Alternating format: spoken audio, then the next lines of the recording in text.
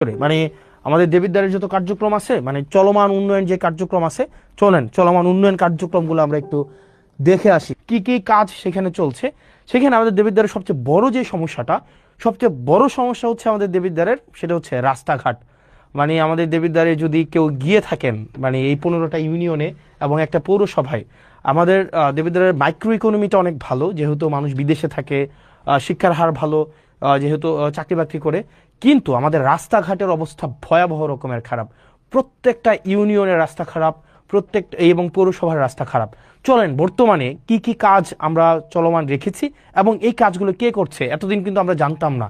আমরা এখন দেখব কাজটা কোনটা চলমান আছে এবং টোটাল এই যে রাস্তাঘাটগুলো যারা করছে। রাস্তাঘাট মূলত দুইটা প্রশাসন করে, একটা হচ্ছে এলজিইডি আর একটা হচ্ছে রুটস অ্যান্ড হাইওয়ে। আমরা আসলে প্রশাসন কিভাবে কার্যক্রম পরিচালনা করে এই জিনিসটা আমরা মাঝে মাঝে বুঝি না। আমাদের যে রাস্তাগুলো আছে এই রাস্তাগুলো মূলত তিনটা তিনটা কর্তৃপক্ষ এই রাস্তাগুলো চালায়। চলেন আমরা একটু মানে এটা ক্লাসের মতো করে আমরা একটু দেখি। হ্যাঁ, আমাদের যে কার্যক্রমগুলো চলে, এই কার্যক্রমগুলা তিনটা কর্তৃপক্ষ এই কার্যক্রমগুলো চলে। একটা হচ্ছে আপনার roots and highway, roots and highway হচ্ছে এই রাস্তাঘাট পরিচালনা করে। দ্বিতীয়ত হচ্ছে এলজিইডি, এলজিইডি হচ্ছে কার্যক্রম পরিচালনা করে। আরেকটা হচ্ছে পিআইও।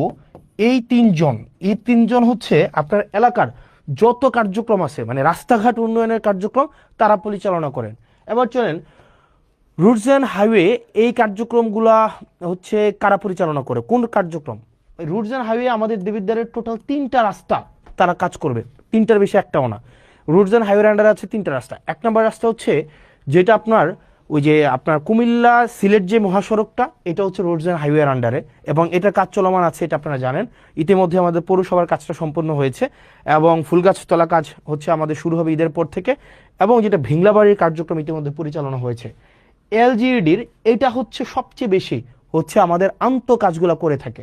এবং পিআইউর আন্ডার হচ্ছে, এটা হচ্ছে দুর্যোগ ব্যবস্থাপনা মন্ত্রণালয়ের আন্ডারে, উনি হচ্ছেন প্রজেক্ট ইমপ্লিমেন্টেশন অফিসার। উনার কাজ হচ্ছে যেখানে রাস্তা নাই ওই রাস্তাগুলো হচ্ছে এই পিআইইউ করবে।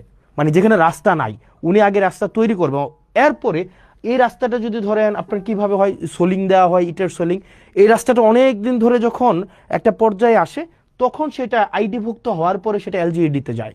বুঝেছেন? তার মানে হচ্ছে আপনার এলাকার যত রাস্তাঘাট আছে মূলত তিনটা কর্তৃপক্ষ এই রাস্তাঘাটগুলো করে। একটা হচ্ছে রোডস অ্যান্ড হাইওয়ে, একটা হচ্ছে এলজিইডি, একটা হচ্ছে পিআইও। পিআইও বেসিক্যালি হচ্ছে প্রজেক্ট ইমপ্লিমেন্টেশন অফিসার, হচ্ছে একদম যেখানে রাস্তা নাই, নতুন করে রাস্তা করতে হবে, টিআর কাবিখার মাধ্যমে নতুন করে রাস্তা করে এখান দিয়ে মানুষ অনেকদিন হাঁটে, ওই রাস্তাগুলো যখন আইডিভুক্ত হয় তখন সেটা এলজিইডিতে যায়। যাওয়ার পরে আর আমাদের দেবিদ্বার রোডস অ্যান্ড হাইওয়ে